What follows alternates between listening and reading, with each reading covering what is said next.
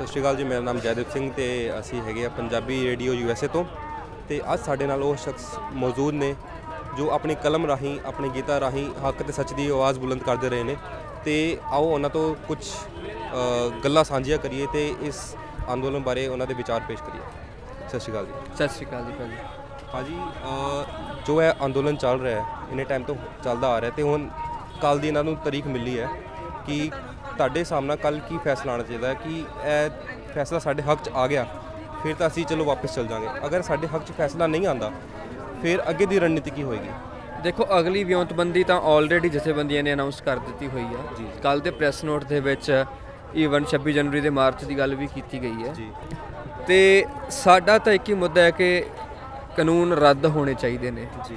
ਰੱਦ ਹੋਏ ਤੋਂ ਬਿਨਾਂ ਇੱਥੋਂ ਕਿਸੇ ਨੇ ਵਾਪਸ ਮੁੜਨਾ ਨਹੀਂ, ਨਾ ਮੁੜਨ ਦੀ ਕੋਈ ਸੋਚ ਰਿਹਾ। ਤਾਂ ਸਰਕਾਰ ਦਾ ਰਵੱਈਆ ਥੋੜ੍ਹਾ ਸੁਧਰਨਾ ਤਾਂ ਠੀਕ ਹੋਇਆ, ਪਰ ਦੇਖਦੇ ਹਾਂ ਕੱਲ੍ਹ ਦੀ ਮੀਟਿੰਗ 'ਚ ਕੀ ਕਰਦੇ ਨੇ। ਉਮੀਦ ਤਾਂ ਲੈ ਕੇ ਹਰ ਵਾਰੀ ਲੈ ਕੇ ਨਿਕਲਦੇ ਹਾਂ ਤਾਂ ਹੀ ਮੀਟਿੰਗ ਹੋ ਪਾਉਂਦੀ ਹੈ।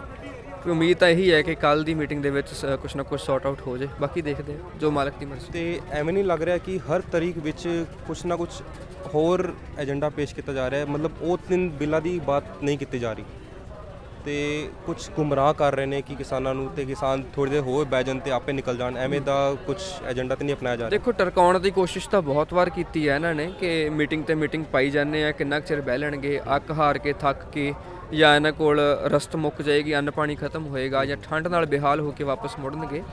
ਪਰ ਉਹਨਾਂ ਨੂੰ ਇਹ ਗੱਲ ਸਮਝ ਲੈਣੀ ਚਾਹੀਦੀ ਹੈ ਕਿ 1907 ਦੇ ਵਿੱਚ ਵੀ ਪੰਜਾਬੀਆਂ ਨੇ ਇੱਕ ਅੰਦੋਲਨ ਕੀਤਾ ਸੀ ਜਿਹੜਾ 9 ਮਹੀਨੇ ਲਗਾਤਾਰ ਚੱਲਿਆ ਸੀਗਾ। ਸੋ ਅਸੀਂ ਉਹਨਾਂ ਦੇ ਹੀ ਵਾਰਸ ਹਾਂ, ਉਹਨਾਂ ਦੇ ਬੱਚੇ ਹਾਂ। ਤੇ ਸਾਡੇ ਤੋਂ ਇਹ ਉਮੀਦ ਨਾ ਰੱਖਣ ਕਿ ਅਸੀਂ ਅੱਕ ਕੇ ਜਾਂ ਥੱਕ ਕੇ ਵਾਪਸ ਮੁੜਨ ਵਾਲਿਆਂ ਵਿੱਚੋਂ ਆ। ਅਸੀਂ ਆਪਣੀ ਮੰਗਾਂ ਮਨਾਏ ਬਿਨਾਂ, ਆਪਣੇ ਹੱਕ ਲਏ ਬਿਨਾਂ ਵਾਪਸ ਜਾਣ ਵਾਲੇ ਨਹੀਂ। ਤੇ ਅੱਜ ਜਿਵੇਂ ਪੂਰੀ ਰਾਤ ਬਾਰਿਸ਼ ਪੈਂਦੀ ਰਹੀ, ਬਰਸਾਤ ਪੈਂਦੀ ਰਹੀ, ਤੇ ਇਹ ਚੀਜ਼ ਉਹਨਾਂ ਨੂੰ ਕਿਤੇ ਸ਼ਾਇਦ ਦਿਖ ਰਹੀ ਹੈ, ਨਹੀਂ ਦਿਖ ਰਹੀ, ਦੇਖ ਕੇ ਵੀ ਉਹ ਅਣਜਾਣ ਕਰ ਰਹੇ ਨੇ। ਤੇ ਉਹਨਾਂ ਨੂੰ ਲੱਗਦਾ ਨਹੀਂ ਕਿ ਇਹਦਾ ਫੈਸਲਾ ਜਲਦ ਤੋਂ ਜਲਦ ਸਾਨੂੰ ਕਰਨਾ ਚਾਹੀਦਾ? ਦੇਖੋ, ਲੱਗਦਾ ਨਹੀਂ ਲੱਗਦਾ, ਗੱਲਾਂ ਤਾਂ ਬਹੁਤ ਨੇ। ਪਤਾ ਤਾਂ ਉਹਨਾਂ ਨੂੰ ਵੀ ਹੈ ਕਿ ਲੋਕਾਂ ਦੇ ਵਿੱਚ ਕਿਸ ਗੱਲ ਦੀ ਚਰਚਾ ਹੋ ਰਹੀ ਹੈ।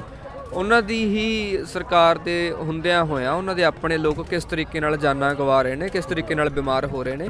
ਪਰ ਉਹਦੇ ਬਾਵਜੂਦ ਵੀ ਪਤਾ ਨਹੀਂ ਇੰਨਾ ਅੜੀਅਲ ਰਵੱਈਆ ਕਿਉਂ ਹੈ ਕਿ ਜਿਹੜੀ ਸਰਕਾਰ ਹੁੰਦੀ ਹੈ, ਜਿਹੜੀ ਗਵਰਨਮੈਂਟ ਹੁੰਦੀ ਹੈ, ਉਹ ਲੋਕਾਂ ਦੀ ਗਾਰਡੀਅਨ ਹੁੰਦੀ ਹੈ, ਉਹ ਪ੍ਰੋਟੈਕਟਰ ਹੁੰਦੀ ਹੈ।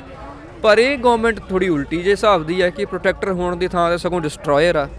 ਤੇ ਪਤਾ ਨਹੀਂ ਕਿਉਂ this can't be the government elected by people. ਇਹ ਲੋਕਾਂ ਦੀ ਚੁਣੀ ਹੋਈ ਨਹੀਂ ਹੈ, EVM ਦੀ ਚੁਣੀ ਹੋਈ ਹੋ ਸਕਦੀ ਹੈ। ਤੇ ਐਵੇਂ ਤਾਂ ਨਹੀਂ ਹੋ ਰਿਹਾ ਕਿ ਅੰਬਾਨੀ ਅਡਾਨੀ ਦੇ ਦਬਾਅ ਵਿੱਚ ਆ ਕੇ ਉਹ ਬਿੱਲ ਵਾਪਸ ਨਹੀਂ ਲੈ ਰਿਹਾ? ਕਿਉਂਕਿ ਅਗਲੇ ਇਲੈਕਸ਼ਨ ਇਹ ਤਾਂ it's very clear from the day 1 ਕਿ ਹਮੇਸ਼ਾ ਕਾਰਪੋਰੇਟ ਸੈਕਸ਼ਨ ਹੀ ਰਨ ਕਰਦਾ ਰਿਹਾ ਹੈ ਗਵਰਨਮੈਂਟਸ ਨੂੰ। ਤੇ ਇਹਦੀ ਪਲੈਨਿੰਗ ਇਹ ਨਹੀਂ ਕਿ ਸਿਰਫ ਮੋਦੀ ਨੇ ਇਹ 3 ਬਿੱਲ ਪਾਤੇ। ਇਹ ਤਾਂ ਇਹਦੀ ਪਲੈਨਿੰਗ ਤਾਂ 1947 ਤੋਂ ਲੈ ਕੇ ਹੁਣ ਤੱਕ ਦਾ ਤੁਸੀਂ ਇਤਿਹਾਸ ਦੇਖੋ ਕਿਸਾਨੀ ਦਾ, ਤਾਂ ਇੱਕ ਕਰਕੇ ਹੌਲੀ ਹੌਲੀ ਮਾਰਦੇ ਇੱਥੇ ਤੱਕ ਲੈ ਕੇ ਆਏ ਨੇ ਸਾਨੂੰ। ਤੇ ਇੰਨੀ ਕੀ ਕਾਲ ਪੈ ਗਈ ਸੀ ਇਹਨਾਂ ਨੂੰ ਕਿ ਇਹਨਾਂ ਨੇ ਲੋਕਡਾਊਨ ਦੇ ਵਿੱਚ ਹੀ ਇਹ 3 ਪਾਸ ਕਰਨੇ ਜ਼ਰੂਰੀ ਸਮਝਿਆ, 3 ਬਿੱਲ? ਇਹਨਾਂ ਨੂੰ ਇਹ ਲੱਗਿਆ ਸੀਗਾ ਕਿ ਕਰੋਨਾ ਕਾਲ ਦੇ ਚੱਲਦਿਆਂ ਸਮੂਹਕ ਇਕੱਠ ਨਹੀਂ ਹੋਣਗੇ, ਰੈਲੀਆਂ ਨਹੀਂ ਹੋਣਗੀਆਂ, ਅੰਦੋਲਨ ਨਹੀਂ ਹੋ ਸਕਦੇ। ਪਰ ਉਹਨਾਂ ਦਾ ਭੁਲੇਖਾ ਸੀਗਾ, ਉਹ ਭੁਲੇਖਾ ਬਹੁਤ ਬੁਰੀ ਤਰ੍ਹਾਂ ਦੂਰ ਹੋਇਆ ਇਹਨਾਂ ਦਾ। ਤੇ ਹੁਣ ਵੇਖਿਆ ਜਾਏ ਤੇ ਇਸ ਅੰਦੋਲਨ ਦੇ ਵਿੱਚ ਕਮ ਸੇ ਕਮ 40 ਤੋਂ 50 ਬੰਦੇ ਸ਼ਹੀਦ ਹੋਏ ਨੇ ਜੀ। ਤੇ ਲੋਕਾਂ ਦੀ ਹੁਣ ਮੰਗ ਇਹ ਆ ਰਹੀ ਹੈ ਕਿ ਉਹਨਾਂ ਨੂੰ ਉਹਨਾਂ ਦੇ ਘਰਦਿਆਂ ਨੂੰ ਮੁਆਵਜ਼ਾ ਮਿਲਣਾ ਚਾਹੀਦਾ ਜੀ। ਤੇ ਤੁਸੀਂ ਕੀ ਕਹਿਣਾ ਚਾਹੋਗੇ ਇਸ ਚੀਜ਼ ਬਾਰੇ? ਦੇਖੋ, ਸਰਕਾਰ ਦੇ ਸਿਰ ਨੇ ਇਹ 40-45 ਜਿੰਨੀਆਂ ਵੀ ਮੌਤਾਂ ਹੋਈਆਂ ਨੇ, ਇਹ ਸਾਰੀਆਂ ਮੌਤਾਂ ਸਰਕਾਰ ਦੇ ਸਿਰ ਨੇ। ਤੁਹਾਡੇ ਸਿਰ ਤੇ ਇੱਕ ਬੰਦੇ ਦੀ ਮੌਤ ਦਾ ਵੀ ਦੋਸ਼ ਹੋਵੇ ਤਾਂ ਨੀਂਦ ਨਹੀਂ ਆਉਂਦੀ ਰਾਤ ਨੂੰ। ਪਰ ਪਤਾ ਨਹੀਂ ਕਿਸ ਤਰੀਕੇ ਦੇ ਰਾਖਸ਼ਸ ਬਿਰਤੀ ਦੇ ਲੋਕ ਨੇ ਕਿ ਇੰਨੀਆਂ ਜਾਨਾਂ ਗਵਾਉਣ ਤੋਂ ਬਾਅਦ 'ਚ ਵੀ ਇਹਨਾਂ ਨੂੰ ਨੀਂਦ ਆ ਜਾਂਦੀ ਹੈ।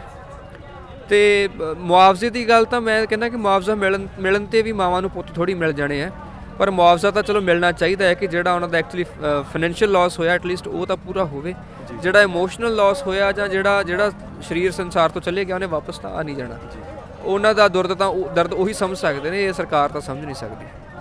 ਤੇ ਕੀ ਲੱਗਦਾ ਹੋਰ ਅੱਗੇ ਤਰੀਕਾ ਪੈਣਗੀਆਂ ਜਾਂ ਕੱਲ੍ਹ ਫੈਸਲਾ ਆ ਜਾਏਗਾ? ਦੇਖੋ, ਇਹਦੀ ਪ੍ਰੋਬੇਬਿਲਿਟੀ ਤਾਂ ਆਪਾਂ ਡਿਸਾਈਡ ਨਹੀਂ ਕਰ ਸਕਦੇ ਕਿ ਕੀ ਹੋਏਗਾ ਕੀ ਨਹੀਂ ਹੋਏਗਾ। ਇਹ ਤਾਂ ਆਉਣ ਵਾਲਾ ਸਮਾਂ ਦੱਸੇਗਾ। ਤੇ ਕੱਲ੍ਹ ਉਹ 3 ਬਿੱਲਾਂ ਤੇ ਹੀ ਗੱਲ ਕਰਨਗੇ ਜਾਂ ਫਿਰ ਘੁਮਾ ਫਿਰਾ ਕੇ ਕੋਈ ਹੋਰ ਗੱਲ ਵਿੱਚ ਲਿਆਏਂਗੇ ਤੇ ਤੁਹਾਨੂੰ ਕਹਿ ਦੇਣਗੇ ਕਿ ਉਹਨਾਂ 'ਚ ਆਪਾਂ ਸੁਧਾਰ ਕਰ ਸਕਦੇ ਹਾਂ? ਦੇਖੋ, ਮੈਂ ਕੋਈ ਜੋਤਿਸ਼ ਤਾਂ ਹੈ ਨਹੀਂ ਕਿ ਮੈਂ ਕੱਲ੍ਹ ਦੀ ਗੱਲ ਤੁਹਾਨੂੰ ਅੱਜ ਹੀ ਦੱਸ ਦੇਵਾਂ। ਤੇ ਪ੍ਰੋਬੇਬਿਲਿਟੀ ਡਿਸਕਸ ਹੋ ਸਕਦੀ ਹੈ ਕਿ ਕੀ ਗੱਲ ਹੋ ਸਕਦੀ ਹੈ, ਕੀ ਨਹੀਂ ਹੋ ਸਕਦੀ। ਗੱਲ ਤਾਂ 3 ਬਿੱਲਾਂ ਤੇ ਕੇਂਦਰਿਤ ਹੀ ਰਹੂਗੀ ਜਥੇਬੰਦੀਆਂ ਵੱਲੋਂ। ਪਰ ਬਾਕੀ ਦੇਖਦੇ ਹਾਂ ਗਵਰਨਮੈਂਟ ਉਹਨੂੰ ਕਿਸ ਤਰੀਕੇ ਨਾਲ ਘੁਮਾਉਣ ਦੀ ਕੋਸ਼ਿਸ਼ ਕਰਦੀ ਹੈ ਜਾਂ ਕੀ ਉਹਦਾ ਸਿੱਟਾ ਨਿਕਲਦਾ। ਅਗਰ ਗਵਰਨਮੈਂਟ ਉਹ 3 ਬਿੱਲ ਦੇ ਅੰਦਰ ਕੁਝ ਐਸੇ ਸੁਧਾਰ ਕਰ ਦੇਵੇ ਕਿ ਸਾਡੇ ਹੱਕ ਵਿੱਚ ਥੋੜੀ ਬਹੁਤ ਗੱਲ ਆ ਜਾਵੇ ਤਾਂ ਤੁਸੀਂ ਉਹਨੂੰ ਐਕਸੈਪਟ ਕਰੋਗੇ ਜਾਂ ਫਿਰ ਪੂਰੇ ਰੱਦ ਹੀ ਕਰਾਓਗੇ?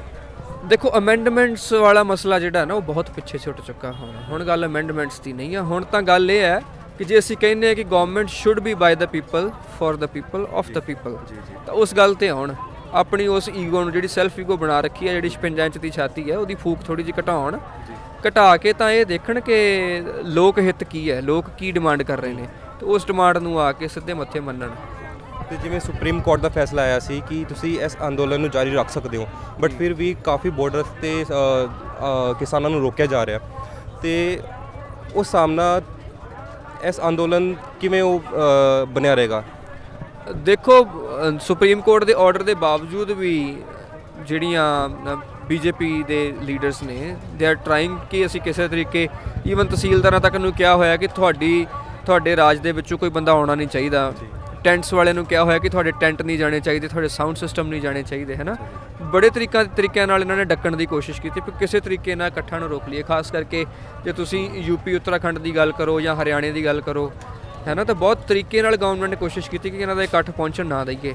ਪਰ ਹੁਣ ਇਹ ਗੱਲ ਕਿਸੇ ਆਗੂ ਦੇ ਜਾਂ ਕਿਸੇ ਗਵਰਨਮੈਂਟ ਦੇ ਹੱਥ 'ਚ ਨਹੀਂ ਰਹੀ, ਇਹ ਲੋਕਾਂ ਦੇ ਹੱਥ ਵਿੱਚ ਹੈ। ਹੁਣ ਲੋਕ ਤੈਅ ਕਰਨਗੇ ਕਿ ਸਾਡੀ ਸਰਕਾਰ ਕਿੱਦਾਂ ਦੀ ਹੋਣੀ ਚਾਹੀਦੀ ਹੈ। ਤੇ ਇੱਕ ਆਪਾਂ ਕਹੀਏ ਕਿ ਇਹ ਸਾਡੇ ਜਿਹੜਾ ਮੋਰਚਾ ਹੈ, ਜਿਹੜਾ ਅੰਦੋਲਨ ਹੈ, ਉਹ ਸਿਰਫ 3 ਬਿੱਲਾਂ ਦੇ ਖਿਲਾਫ ਹੈ, ਸਰਕਾਰ ਦੇ ਖਿਲਾਫ ਨਹੀਂ ਹੈਗਾ। ਦੇਖੋ 3 ਬਿੱਲ ਬਣਾਉਣ ਵਾਲੀ ਕੌਣ ਹੈ? ਸਰਕਾਰ ਬਣਾਉਣ ਵਾਲੇ ਕੌਣ ਨੇ? ਅਸੀਂ ਕਾਰਪੋਰੇਟ। ਓਕੇ, ਇਸ ਗੱਲ ਨੂੰ ਸਮਝਣ ਦੀ ਲੋੜ ਹੈ। ਜੀ। ਠੀਕ ਹੈ, ਚਿਹਰਾ ਕੋਈ ਵੀ ਹੋ ਸਕਦਾ, ਚਿਹਰਾ ਬੀਜੇਪੀ ਵੀ ਹੋ ਸਕਦੀ ਹੈ, ਚਿਹਰਾ ਕਾਂਗਰਸ ਵੀ ਹੋ ਸਕਦੀ ਹੈ, ਚਿਹਰਾ ਆਪ ਵੀ ਹੋ ਸਕਦੀ, ਕੋਈ ਵੀ ਚਿਹਰਾ ਹੋ ਸਕਦਾ। ਪਰ ਸਾਡੀ ਲੜਾਈ ਉਸ ਢਾਂਚੇ ਨਾਲ ਹੈ ਜਿਹੜਾ ਪੈਸੇ ਦੀ ਡਿਸਟ੍ਰੀਬਿਊਸ਼ਨ ਨੂੰ ਇਕੁਅਲ ਨਹੀਂ ਰੱਖਦਾ, ਜਿਹੜਾ ਰਾਖਵਾਂਕਰਨ ਕਰਕੇ ਪੈਸੇ ਨੂੰ ਇੱਕ ਥਾਂ ਤੇ ਕੇਂਦਰਿਤ ਕਰ ਦਿੰਦਾ। ਸਾਡੀ ਲੜਾਈ ਉਸ ਢਾਂਚੇ ਦੇ ਨਾਲ ਹੈ। ਤੇ ਇੱਕ ਆਖਰੀ ਸਵਾਲ, ਕਮ ਸੇ ਕਮ 70 ਤੋਂ 80% ਕਿਸਾਨ ਇੱਥੇ ਹੈਗਾ, ਤੇ ਜਿਹੜੇ 20 ਤੋਂ 30% ਕਿਸਾਨ ਆਪਣੇ ਖੇਤਾਂ ਵਿੱਚ ਕੰਮ ਕਰ ਰਹੇ ਨੇ, ਉਹਨਾਂ ਤੇ ਕੋਈ ਦਬਾਅ ਜਾਂ ਸਰਕਾਰ ਵੱਲੋਂ ਕੁਝ ਪ੍ਰੈਸ਼ਰ ਤਾਂ ਨਹੀਂ ਪਾਇਆ ਜਾ ਰਿਹਾ? ਦੇਖੋ ਮਾਨਸਿਕ ਪ੍ਰੈਸ਼ਰ ਤਾਂ ਕਿਤੇ ਨਾ ਕਿਤੇ ਹੈ ਹੀ ਹੈ ਨਾ, ਕਿ ਜੇ ਮੈਂ ਅੱਗੇ ਵੀ ਇੱਕ ਵਾਰੀ ਗੱਲ ਕਹੀ ਸੀਗੀ ਕਿ ਮਿਲ ਜਾਵੇ ਜੇ ਮੁਲਕ ਦਾ ਹਾਕਮ, ਉਸ ਨੂੰ ਇੱਕ ਸਵਾਲ ਕਰਾਂ, ਹੱਕਾਂ ਲਈ ਸੰਘਰਸ਼ ਕਰਾਂ ਕਿ ਫਸਲਾਂ ਦੀ ਸੰਭਾਲ ਕਰਾਂ। ਹੁਣ ਜਿਹੜੇ ਇੱਥੇ ਬੈਠੇ ਨੇ, ਜਦੋਂ ਮੀਂਹ ਪਿਆ ਤਾਂ ਉਹਨਾਂ ਨੂੰ ਫਸਲਾਂ ਦਾ ਫਿਕਰ ਨਹੀਂ ਹੋਊਗਾ? ਤੁਸੀਂ ਸੋਚ ਕੇ ਦੇਖੋ ਕਿ ਜਿਹੜਾ ਜੱਟ ਇੱਥੇ ਬੈਠਾ ਹੈ, ਜਿਹੜਾ ਕਿਸਾਨ ਇੱਥੇ ਬੈਠਾ ਹੈ, ਉਹ ਕਹਿੰਦਾ ਯਾਰ ਉੱਥੇ ਨਾ ਮੀਂਹ ਪੈ ਗਿਆ ਹੋਵੇ। ਤੁਸੀਂ ਉਹਦਾ ਦੇਖੋ, ਉਹਦਾ ਦਰਦ ਸਮਝਣ ਦੀ ਕੋਸ਼ਿਸ਼ ਤਾਂ ਕਰੋ ਨਾ। ਠੀਕ ਹੈ ਨਾ। ਤੇ ਸਰਕਾਰ ਨੂੰ ਥੋੜਾ ਜਿਹਾ ਗਰਾਊਂਡ ਤੇ ਆਉਣ ਦੀ ਲੋੜ ਹੈ। ਲੋਕਾਂ ਦੀ ਚੁਣੀ ਹੋਈ ਸਰਕਾਰ ਜੇ ਹੈਗੀ ਆ, ਜੇ ਤਾਂ EVM ਦੀ ਆ ਫਿਰ ਤਾਂ ਅੜੇ ਰਹਿਣ ਆਪਣੀ ਗੱਲ ਦੇ ਉੱਤੇ, ਤੇ ਜੇ ਉਹ ਕਹਿੰਦੇ ਆ ਕਿ ਲੋਕਾਂ ਦੀ ਚੁਣੀ ਹੋਈ ਹੈ, ਫਿਰ ਲੋਕਾਂ ਜਾ ਕੇ ਬਹਿ ਕੇ ਗੱਲ ਕਰਨ ਇੱਕ ਵਾਰੀ। ਜੀ।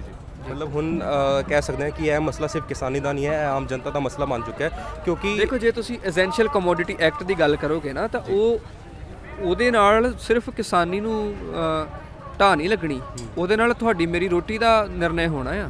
ਉਹਦੇ ਨਾਲ ਕੀ ਰਾਖਵਾਂਕਰਨ ਇਹਨਾਂ ਨੇ ਕੀ ਕੀਤਾ ਆ ਉਹਦੇ ਵਿੱਚ, ਕਿ ਤੁਹਾਡੀ ਰੋਟੀ, ਤੁਹਾਡੀ ਥਾਲੀ ਦੀ ਕੀਮਤ ਕਾਰਪੋਰੇਟ ਤੈਅ ਕਰਕੇ ਦਊਗਾ। ਜਿਹੜੀ ਥਾਲੀ ਤੁਸੀਂ ਅੱਜ 20 ਰੁਪਏ 'ਚ ਖਾਂਦੇ ਹੋ, ਹੋ ਸਕਦਾ ਤੁਹਾਨੂੰ ਕੱਲ ਨੂੰ 120 ਰੁਪਏ ਦੇ ਵਿੱਚ ਮਿਲੇ।